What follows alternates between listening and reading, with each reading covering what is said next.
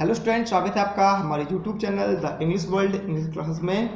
आज के इस वीडियो में हम लोग कवर करेंगे क्लास 7th स्पेशल इंग्लिश का lesson 19 the story of writing, इसकी हिंदी एक्सप्लेनेशन पार्ट 2 को। इसके पहले हमने पार्ट 1 कवर किया था। अगर आपको नहीं मिला तो नीचे डिस्क्रिप्शन बॉक्स में उसकी लिंक है, आप जाके देख सकते हैं।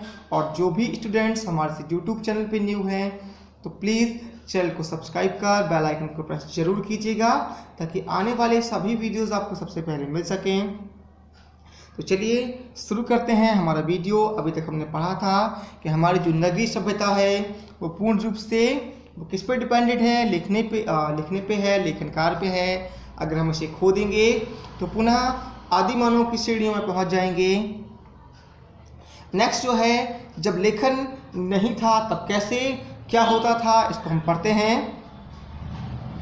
फ्रॉम वेरी अर्ली टाइम, प्राचीन काल में, man found the need to communicate, मानव ने संचार की आवश्यकता को पाया विथ हिज फेलोमेन्स, अपने साथियों के बीच।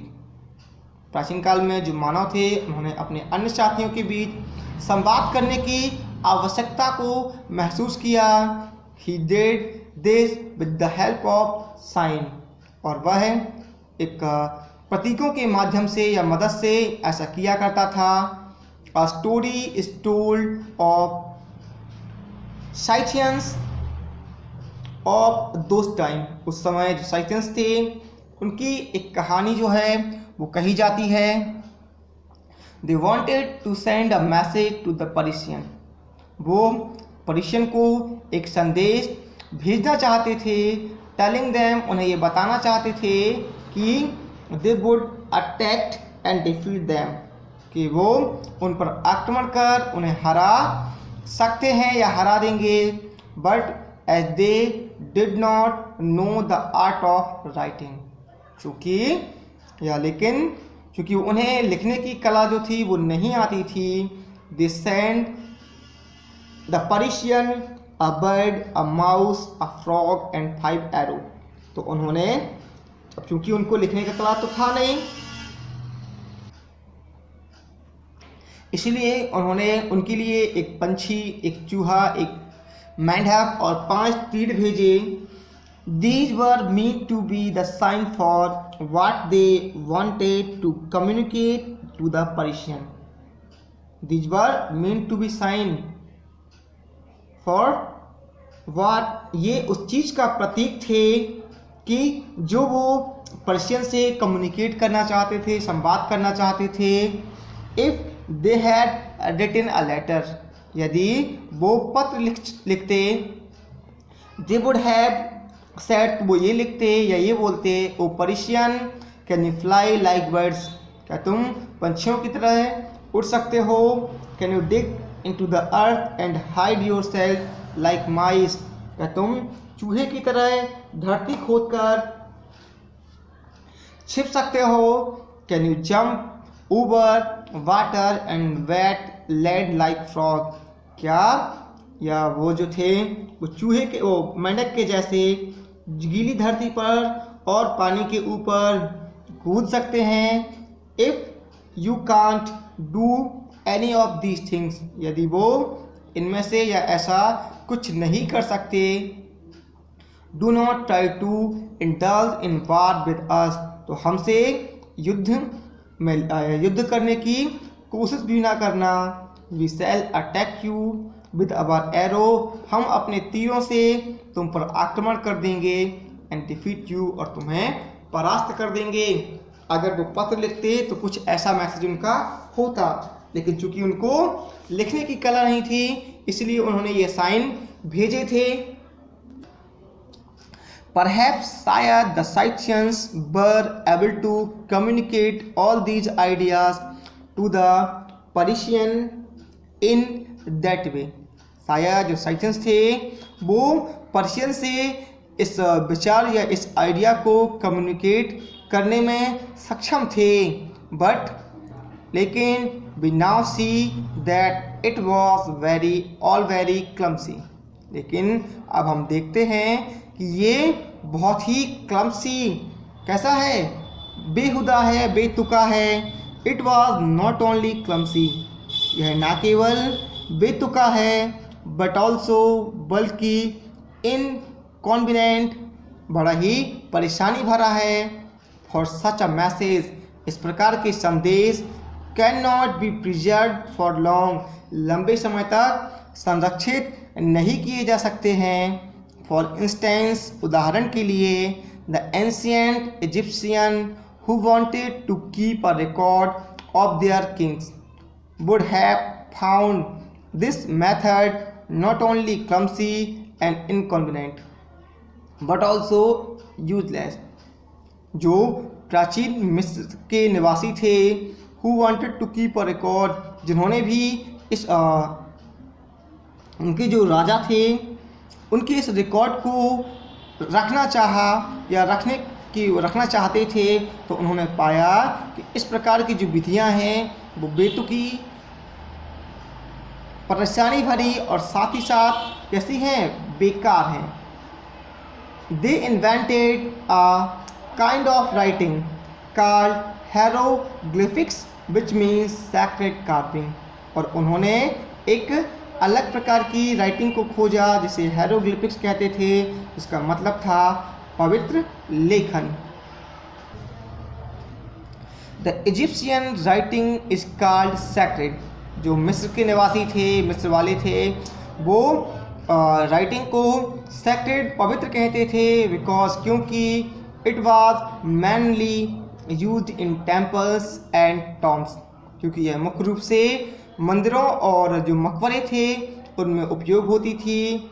Much of it was carved on stone on और वॉल्स, अधिकतर जो ये इसे पत्थरों पर और दीवारों पर उकेरा जाता था।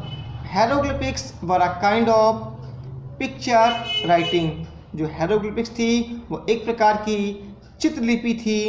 दे were at first picture of familiar object, they were first picture, सबसे पहले वो किसकी पिक्चर बनाते थे, फैमिलियर ऑब्जेक्ट, परिचित वस्तुओं की, जैसे कि sun, moon, the sky, the world and so on, और ऐसे ही अन्य जो थे उनकी ही पहले उन्होंने पिक्चर बनाई।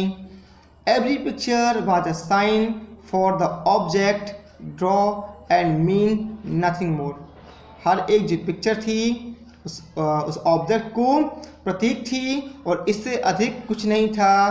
Letter they were mean not only to stand for the object drawn, बाद में जो वो ऑब्जेक्ट था जिसको वो लोग उकेरते थे उसका जो मतलब था वो ना केवल जैसे जिस प्रतीक को बनाया जाता था वो भी ना होकर, बल्कि to suggest the idea these object stand for, ये उससे जुड़े हुए जो दूसरे विचार थे उनको भी सजेस्ट करते थे।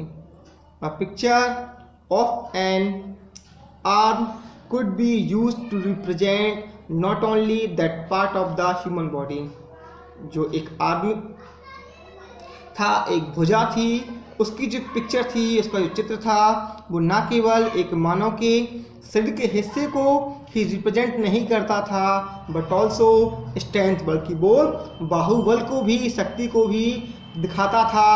समटाइम्स, कभी कभी, the Egyptian combined picture of 2 or 3 object, जो इजिप्शियन थे, मिस्र वाले थे, वो 2-3 वस्तुओं के जो पिक्चर थी उनको कंबाइन करते थे to represent the new idea, और एक नए विचार को रिप्रेजेंट करते थे, दिखाते थे। फॉर इंस्टेंस, उदाहरण के लिए, दे हैड 2 सिम्बल्स, उनके पास 2 प्रतीक थे। वन फॉर द स्काई, एक स्काई का, आकाश का, and another for the moon, और दूसरा चंद्रमा का। And they combine the 2 symbol to make the new one for the night, और उन्होंने इन दोनों को मिलाकर एक नए प्रतीक रात को दिखाना शुरू कर दिया। In ancient times such picture writing was used in many countries, प्राचीन समय में इस प्रकार की जो चित्रलिपि थी वो कई देशों में उपयोग की जाती थी। इवन टुडे क्योंकि आज यहाँ तक कि यह आज भी it has not completely disappeared from the world, ये संसार से पूरी तरह से गायब नहीं हुई। द चाइनीज़ फॉर इंस्टेंस, उदाहरण के लिए जो चाइनीज़ है, still have a kind of picture writing, वो एक प्रकार की चित्रलिपि है। इन द बिगनिंग, शुरुआत में, the symbols they used were all picture, वो जो सिंबल, जो प्रतीक थे जिनका वो यूज करते थे, वो एक चित्र होते थे। दीज आर कॉल्ड कैरेक्टर्स, और इनको कैरेक्टर्स या वर्ण कहते थे।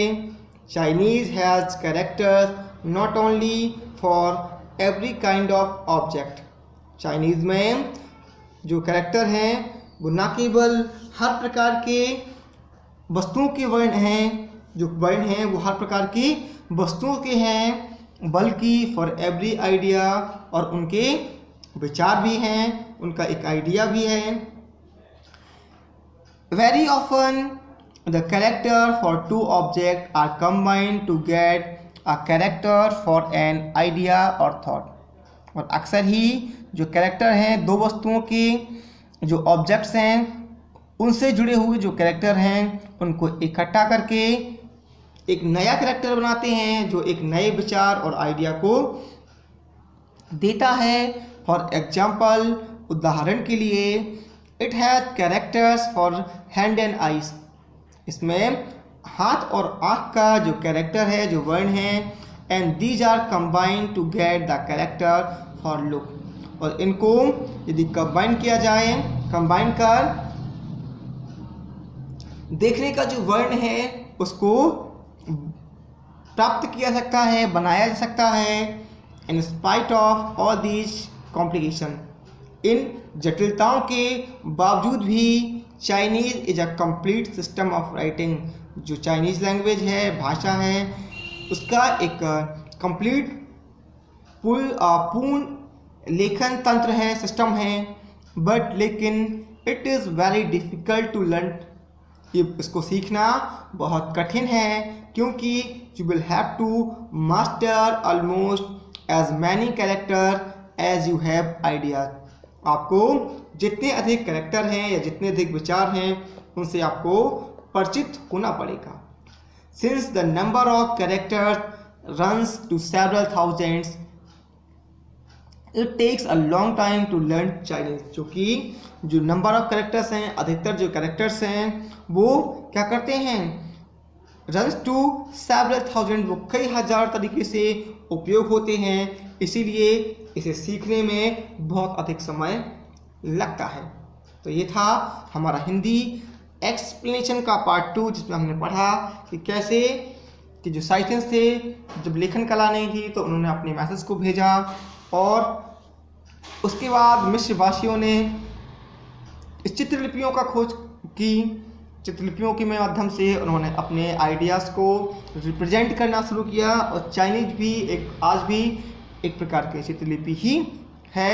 इसे सीखना कठिन है क्योंकि इसमें एक जो कैरेक्टर है, जो वर्ण है, वो हजारों तरीके से उपयोग होता है, इसीलिए इसे सीखने के लिए हमें जो इसके आइडियाज़ हैं, जो कैरेक्टर्स हैं, उनसे परिचित होना पड़ेगा।